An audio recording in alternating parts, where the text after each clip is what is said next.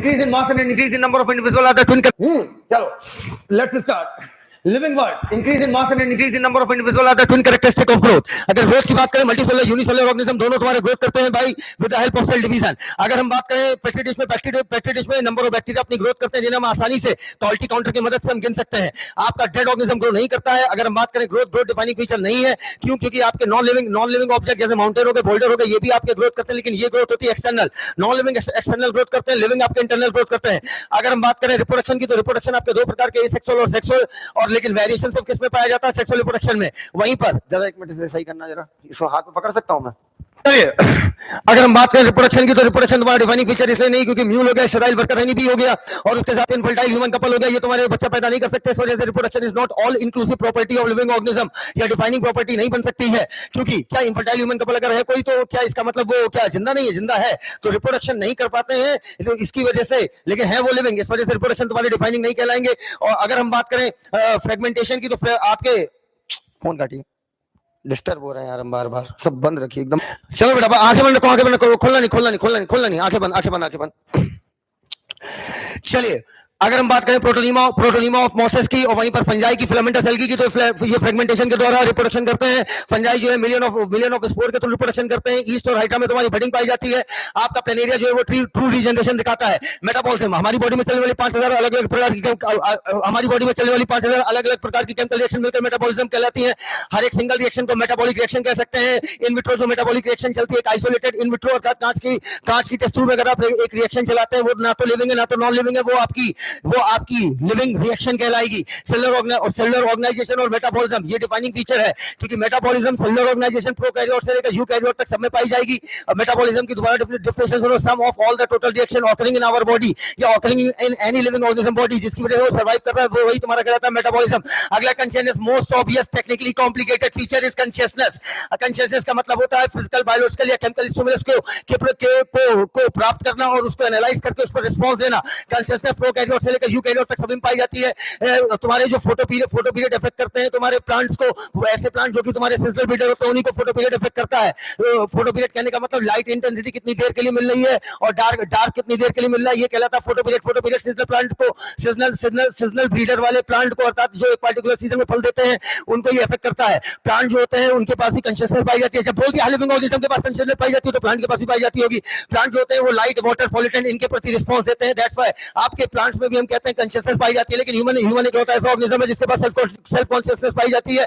अगर हम बात करें कोई बंदा कोमा में है तो वो लिविंग है या नॉन लिविंग, पहले तो क्वेश्चन निकला था क्योंकि कोई ऑर्गेनिज्म अगर लिविंग है तो कभी नॉन लिविंग हो ही नहीं सकता, वो डेड हो सकता है. लेकिन कोमा वाला बंदा तुम्हारा लिविंग कहलाएगा. अच्छा अगला property of anything at low, property of anything at higher hierarchy पे कोई चीज पाई जाती है तो उसकी जो प्रॉपर्टी है वो इस बात पर डिपेंड नहीं करती कि वो किन चीजों से बना है.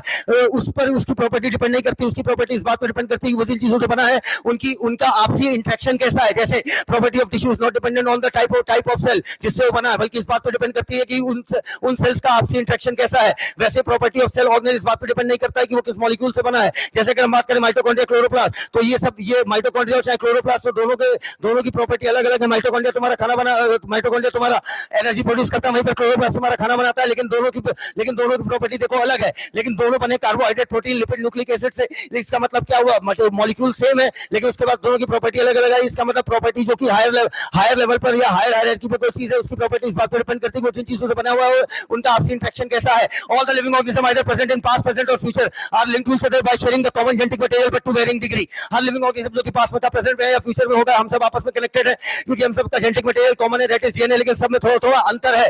Biology is the story of evolution of earth, biology is the story of life on earth. Biodiversity की डेफिनेशन होगी number and type of living organism on earth. वो बायोडायवर्सिटी कहलाती है 1.7 से 1.8 बिलियन होती है. अगर हम कोई भी एरिया एक्सप्लोर करें जाओ जिसे हम एक्सप्लोर कर चुके हैं या जिसे हम एक्सप्लोर नहीं किए हैं तो हमें लगातार नए लिविंग ऑर्गेनिज्म मिलते जाते हैं. इतने सारे लिविंग ऑर्गेनिज्म है, इस वजह से हर एक लिविंग ऑर्गेनिज्म का अलग अलग नाम अलग अलग जगहों पर है. हर दुनिया का हर वैज्ञानिक आपस में कांटेक्ट कर सके, इस वजह से हम लोगों ने क्या किया, हर एक लिविंग ऑर्गेनिज्म को एक साइंटिफिक नेम दिया. केयरलेस लीनियस तुम्हारे बाइनोमियल नोमेनक्लेचर दिए थे जिसके तहत किसी भी लिविंग ऑर्गेनिज्म को एक नाम दिया जाएगा और पूरे वर्ल्ड में लिविंग ऑर्गेनिज्म उसी नाम से जाना जाएगा टू अवॉइड द कंफ्यूजन. अच्छा लिविंग ऑर्गेनिज्म का जो एक नाम होगा उसमें दो वर्ड होंगे, पहला वर्ड जीनस बताएगा, दूसरा वर्ड स्पेसिफिक एपिथेट, जीनस का पहला लेटर तुम्हारा पहला लेटर कैपिटल होगा और स्पेसिफिक एपिथेट का पहला लेटर तुम्हारा स्मॉल होगा। अच्छा, स्पेसिफिक एपिथेट को हम जनरली स्पीसीज भी बोल देते हैं। बायोलॉजिकल नेम कहीं से भी हो, लेकिन वो लैटिन भाषा से उठाए जाएंगे। लैटिन ग्रीक नहीं याद रखना, लैटिन भाषा से उठाए जाएंगे। लिखने का जो फॉन्ट होगा वो इटैलिक्स होगा। हैंड रिटन होंगे तो सेपरेटली अंडरलाइन किए जाएंगे। और अगर जिसने किसी भी ऑथर ने उस स्पीसीज को डिस्क्राइब किया तो उसका नाम एब्रीविएटेड फॉर्म में, एब्रीविएटेड मतलब शॉर्ट फॉर्म में लिखा जाएगा, वो भी बिल्कुल लास्ट में लिखा जाएगा, स्पेसिफिक एपिथेट के बाद में लिखा जाएगा। और उसके साथ साथ वो नॉर्मल फॉन्ट में होगा, वो इटैलिक्स में फॉन्ट में नहीं होगा। अच्छा, इसके बाद टैक्सॉन मैंने अभी भी बताया था। टैक्सॉन का मतलब होता है कोई भी बायोलॉजिकल ग्रुप क्या कहलाता है, टैक्सॉन। अगर हम बात करें ह्यूमन, मैमल या कैट, मैमल और एनिमल, ये सब टैक्सॉन है, लेकिन अलग अलग लेवल पे है। सबसे हाई टैक्सॉन तुम्हारा क्या हो गया, animal. Systematic, systematic is equal to taxonomy plus phylogeny. Phylogeny का मतलब होता है इवोल्यूशनरी रिलेशनशिप। सिस्टमैटिक और systematic is equal to taxonomy plus phylogeny. Taxonomy में हम क्या करते हैं, रूल्स को फ्रेम करते हैं कि किसी भी लिविंग ऑर्गेनिज्म या किसी भी बायोलॉजिकल ग्रुप की क्या क्या कैरेक्टर होंगे, ये सब करना तुम्हारा कहलाता है टैक्सोनॉमी। टैक्सोनॉमी में कैरेक्टराइजेशन, आइडेंटिफिकेशन, नोमेनक्लेचर, क्लासिफिकेशन, ये चारों चीजें टैक्सोनॉमी की बेसिक होती हैं। आज हम टैक्सोनॉमी में एक्सटर्नल फीचर, इंटरनल फीचर अर्थात आपकी मॉर्फोलॉजी, एनाटॉमी, फाइटोकेमिस्ट्री, ये सारी चीजें मतलब जितने भी कैरेक्टर हम सब कंसीडर करते हैं। और जब उसके साथ हम फाइलोजेनेटिक रिलेशनशिप भी निकालने लगते हैं तो हम इसी को क्या बोलते हैं, सिस्टमैटिक्स। अच्छा, अगला टैक्सोनॉमी ऐसा नहीं कि हम आज से कर रहे हैं, टैक्सोनॉमी हम बहुत पहले से कर रहे हैं। शुरू में जो हम टैक्सोनॉमी करते थे अर्थात क्लासिफिकेशन करते थे वो अपने यूज के अकॉर्डिंग करते थे। इसके बाद पानी पानी पानी पानी पानी पानी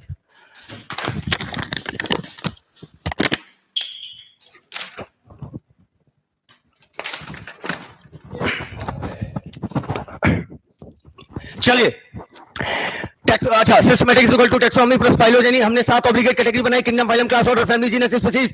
फाइलम जो है एनिमल के लिए यूज होता है, वहीं पर क्लास, वहीं पर जो आपका डिवीजन है वो प्लांट के लिए यूज होता है। किंगडम आपकी हाईएस्ट कैटेगरी है, आपकी स्पीसीज लोएस्ट कैटेगरी है। रियल एक्जिस्टेंस में सिर्फ और सिर्फ आपकी स्पीसीज होती है। अच्छा, इन 7 ऑब्लिगेट कैटेगरीज के अलावा हमने भी बहुत सारी इंटरमीडिएट कैटेगरी बना रखी है और ये जो इंटरमीडिएट कैटेगरी है ये हमारे क्लासिफिकेशन सिस्टम को और साउंडिंग और जबरदस्त बनाती है। बायोलॉजिकल ग्रुप कोई भी हो अर्थात जो टैक्सॉन होते हैं या बायोलॉजिकल ग्रुप होते हैं, ये are not merely morphological aggregate, ये सिर्फ मॉर्फोलॉजिकल एग्रीगेट नहीं है, but they have distinct biological entity. हर एक की एक अलग बायोलॉजिकल पहचान है।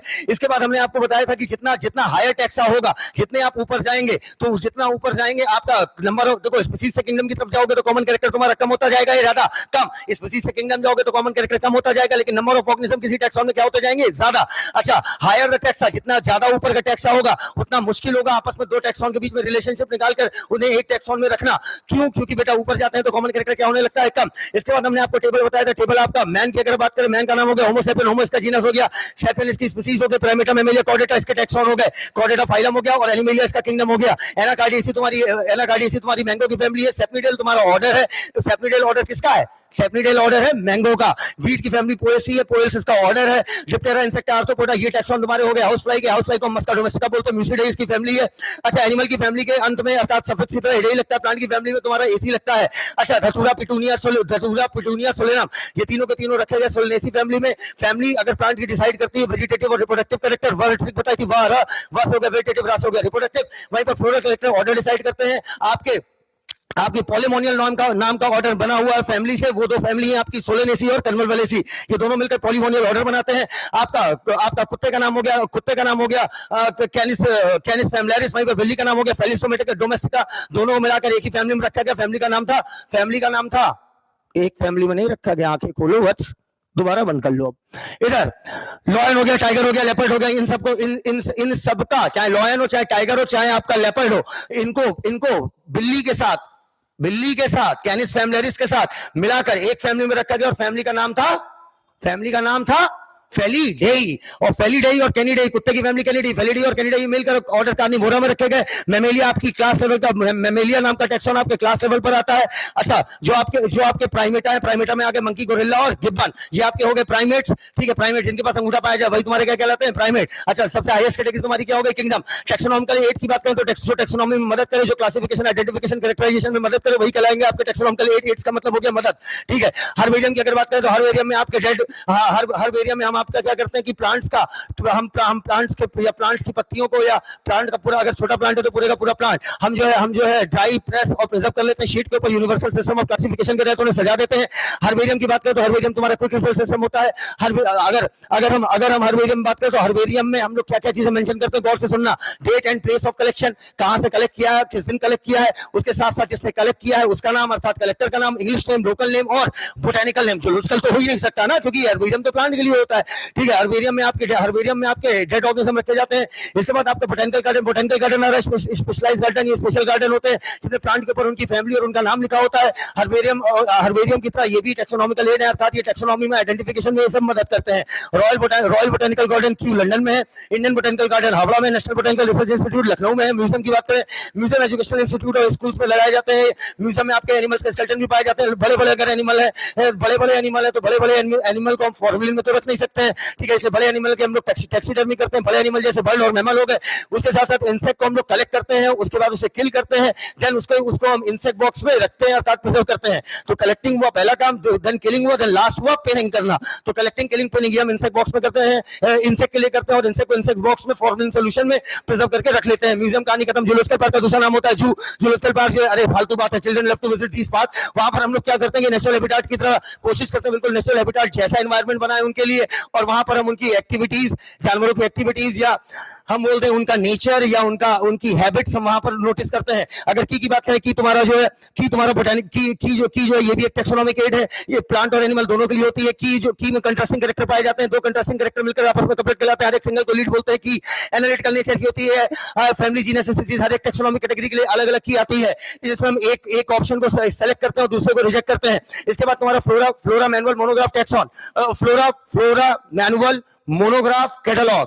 फ्लोरा की अगर बात करें, फ्लोरा में एक्चुअल हैबिटेट और उसका डिस्ट्रीब्यूशन प्लांट का बताते हैं। फ्लोरा में इंडेक्स भी देता है। फ्लोरा जो है प्लांट्स के लिए होता है, फौना एनिमल्स के लिए होता है। वहीं पर मैनुअल आइडेंटिफिकेशन के लिए बेस्ट बुक मानी जाती है, जिसमें से प्लांट्स के नाम या एनिमल के नाम, ठीक है। मैनुअल दोनों के लिए हो सकती है, प्लांट एनिमल दोनों के लिए, लेकिन फ्लोरा प्लांट के लिए, फौना एनिमल के लिए। तो मैनुअल में हम लोग क्या करते हैं, प्लांट्स के नाम या एनिमल्स के नाम और उनके ढेर सारे कैरेक्टर। बेस्ट बुक आइडेंटिफिकेशन के लिए मैनुअल, इंडेक्स बताती है तुम्हारा फ्लोरा। कैटलॉग में क्या होते हैं, सिर्फ ऑर्गेनिज्म के नाम और उसके साथ एक दो लाइन का डिस्क्रिप्शन। मोनोग्राफ, मोनो का मतलब हो गया सिंगल, ग्राफ का मतलब हो गया डिस्क्रिप्शन। मोनोग्राफ एक सिंगल टैक्सॉन का डिस्क्रिप्शन, चैप्टर खत्म।